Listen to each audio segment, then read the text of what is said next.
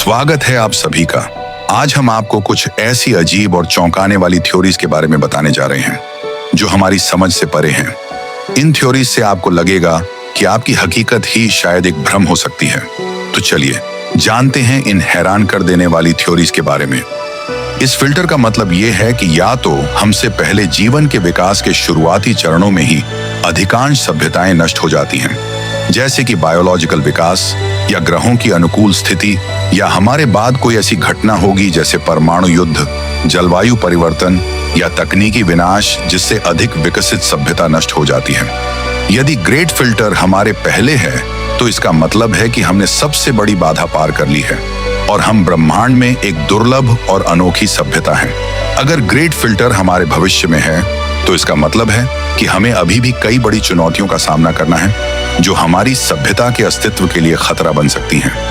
ये विरोधाभास और सिद्धांत हमें सोचने पर मजबूर करते हैं कि ब्रह्मांड कितना बड़ा और रहस्यमय है और हमारी सभ्यता को अपने अस्तित्व को बनाए रखने के लिए क्या कदम उठाने चाहिए। थ्योरी नंबर 5, होलोग्राफिक ब्रह्मांड थ्योरी।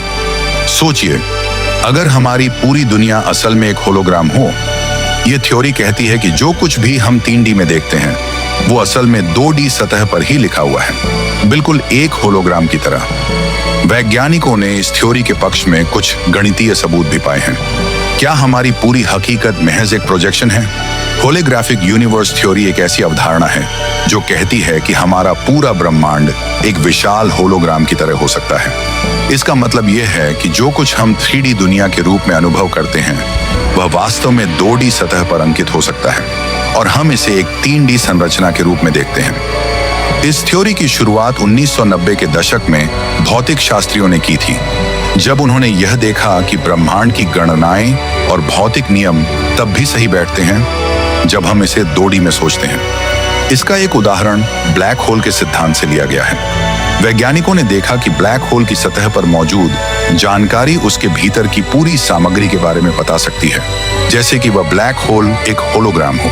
अगर यह थ्योरी सही होती है तो इसका मतलब यह हो सकता है कि हमारा संपूर्ण ब्रह्मांड एक तरह से प्रोजेक्टेड है और हम जो कुछ भी अनुभव कर रहे हैं वह वास्तव में उस सतह पर मौजूद जानकारी का एक प्रतिबिंब हो सकता है। इस विचार ने विज्ञान और दार्शनिक चर्चा को एक नया आयाम दिया है, क्योंकि यह हमारी वास्तविकता और चेतना की प्रकृति पर सवाल खड़े करता है।